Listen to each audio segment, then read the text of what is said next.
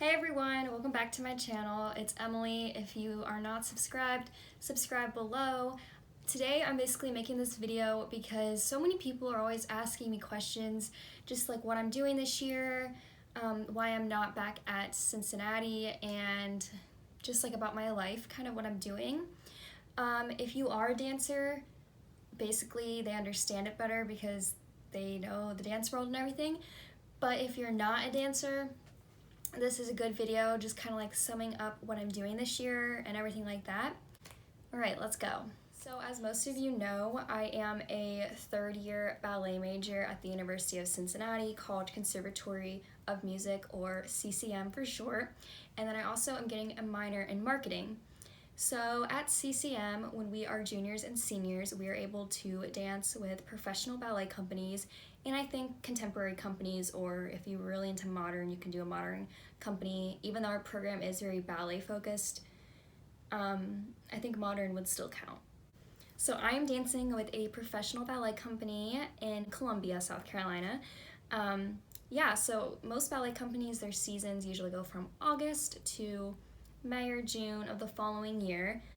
Okay, I just wanted to add really fast that a typical day in the life of the company I'm dancing for, we go from 9 a.m. to 3 p.m., but since our technique class starts at 9, we'll usually get to the studio 45 minutes before to warm up, and then we'll have a 2-hour technique class from like 9 to 11, where we just work on everything in ballet. If you don't know what a technique class is, that's where you're just training, conditioning, and then from 11 to 3 we do rehearsals, and then if we are performing, we might have like a little break, and then in the evening we'll have another warm-up class, and then or technique class, and then we'll be performing till like 11 p.m. probably.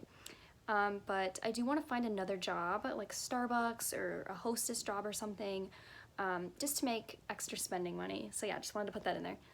So that's what I'm doing. Our company is supposed to be doing Nutcracker, a different contemporary works kind of thing in February. We're supposed to do Swan Lake, and then we were supposed to do Maleficent in October, but due to COVID, we are not able to perform that, so that stinks, but hopefully we'll be able to do the other stuff.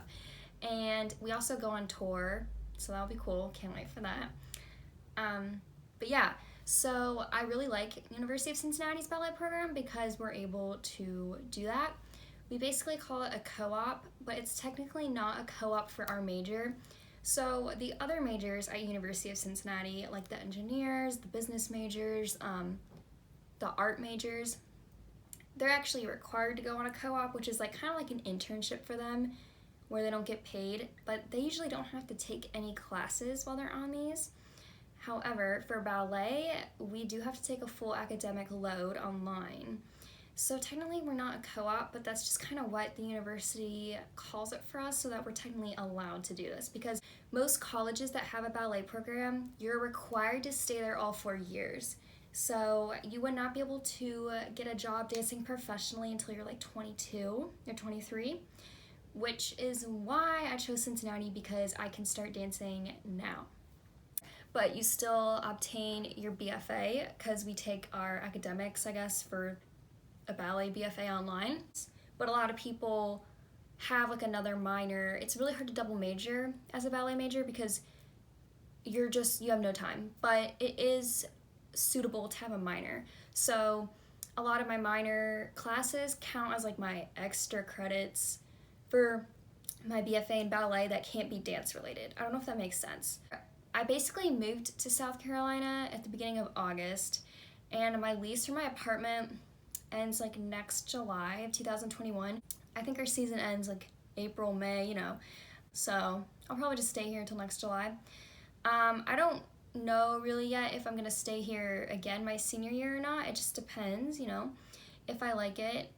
I don't know if I can say that, but yeah. So basically, a lot of people are always wondering in a ballet company what it really is, how do you get to where you are and stuff like that. So basically there's audition season, and audition season is usually from January to like April, sometimes May. And you either fly out, you drive to these professional companies, and you take a class, and there's so many people from all over the world that come. It's crazy. Sometimes there's like 100 something people, sometimes there's 50 people, sometimes there's 20 people. It's crazy. And you basically just take a ballet class, which is, full bar, and then center, which you do on point, and the point shoes. And yeah, and then you usually will hear back by an email, because you wear a number, or sometimes they say, I want number 5 and 10 and 25 and 76 to stay after class, and then they're like, we want to offer you this position or whatever for next year. So yeah, you either go and audition in person, or you can send a video audition. And that's kind of what I did. I started this process very early because obviously last year when I was a sophomore, I knew that I liked Cincinnati, but like for me, I get very bored staying in the same place. And yes, I am sad kind of that I'm missing out on the college experience, but in my opinion, starting to dance professionally now and putting things on my resume is so crucial for the career, because you can't dance professionally, until you're 50 or 60, like most other careers. You really retire in your 30s, and if you're lucky 40s, because your body can't, do that forever. So I thought that starting now when I'm 20 is just the best way to get going. So I was sad to leave Cincinnati, but I knew it's what I had to do. So I started sending my videos out actually in December of 2019, which was last December, and then I kept sending videos out to tons of companies, and then Corona hit, which was a bad timing because that was in March, and that's when a lot of my auditions still were. So a lot of places just never got back to me because they didn't know if they were going to end up having a season, because a lot of ballet companies, they can't perform right now because of Corona. So a lot of places, some of them didn't get back to me, and then I had a lot of people get back to me that were kind of like, oh, we don't know if we're going to have a season, but we'd like to have you. It was just a lot of uncertainty, which that stresses me out. So I decided to come to the company that I'm at because it's in Columbia, it's actually really close to the University of South Carolina, but it's still kind of cool to be down here because I'm near campus. I'm staying in an apartment that's like all students that go to University of South Carolina. The Greek life is so cool down here. I'm in a sorority at University of Cincinnati. I'm a Phi Mu. So there's still Greek life down here. There's still a whole bunch of people my age. And that's kind of why I chose this company for like my first company, is because some of the places that I did get accepted into, they were these random cities that I had never gone to. I feel like it was all adults. The company also had a lot of older people, upper 20s, 30s. And I just wasn't ready, I don't think, to just be alone like that. So I'm happy that I was able to come here, and still, we do have to drive like 14 minutes to the studio, but it's fine. All the dancers so far are really, really, really nice. And I love it here so far. I've made a lot of good friends already. It's great. And I'm actually here with my best friend, who I've known since 3rd grade. She also got a contract here, so that's awesome. So we've been having fun. The South is definitely, like, I go to South Carolina twice a year, sometimes even for like 2 weeks in May, 2 weeks in October when I was little. But it's different when you're on the beach, because we have this house that we stay at on the beach, because there's wind, but it is so hot when you're in the Midlands, which is like the middle of the state.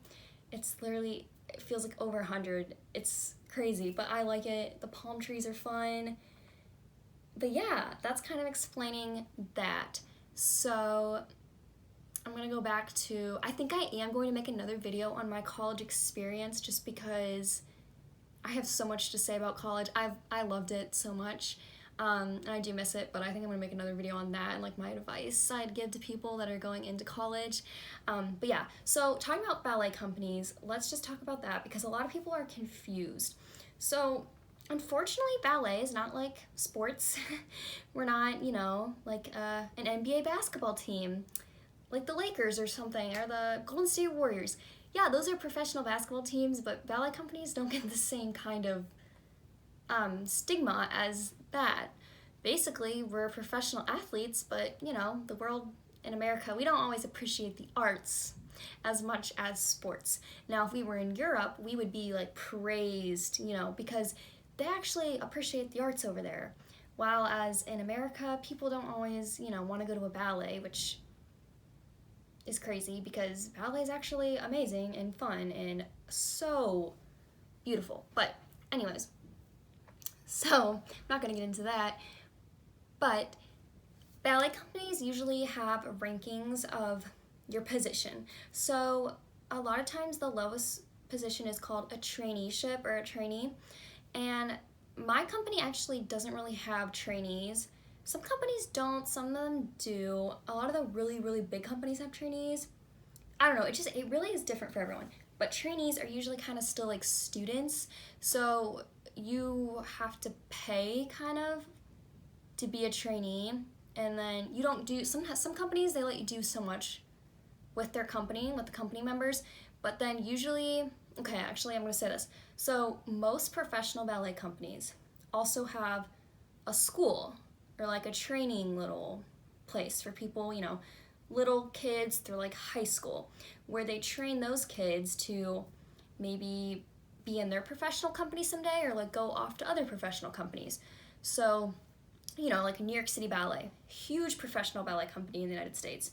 They have their school called School of American Ballet, which is like their training school.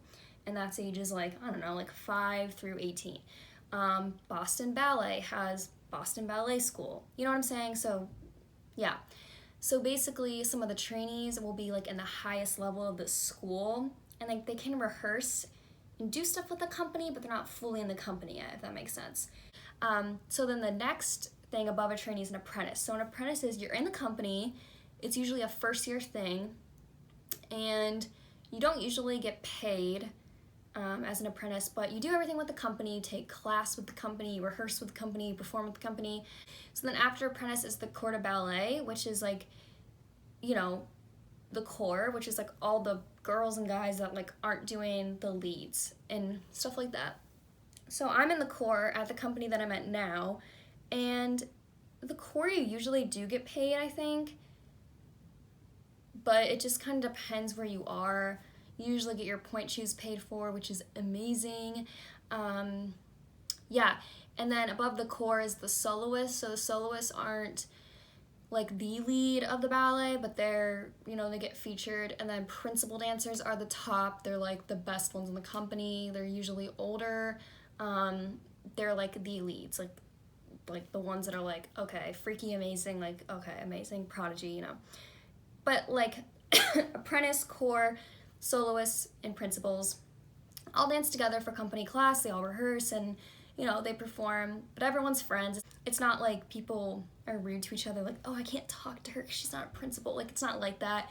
I mean, there are probably some companies where they're mean, but you're not supposed to be mean. You're just supposed to be friendly and kind of focus on yourself when you're in a professional company. So I would hope that everyone's nice. So yeah, I guess my goals and aspirations would be, I just want to keep dancing as long as I can, but obviously I want to get married and have a family someday. I want to go back and get my master's in dance so that I could teach at a university. I want to open up my own ballet studio. Yeah, there's a ton of stuff I want to do. So yeah, I hope you guys liked this video, and stay tuned for my next video about me talking about college. And yeah, subscribe.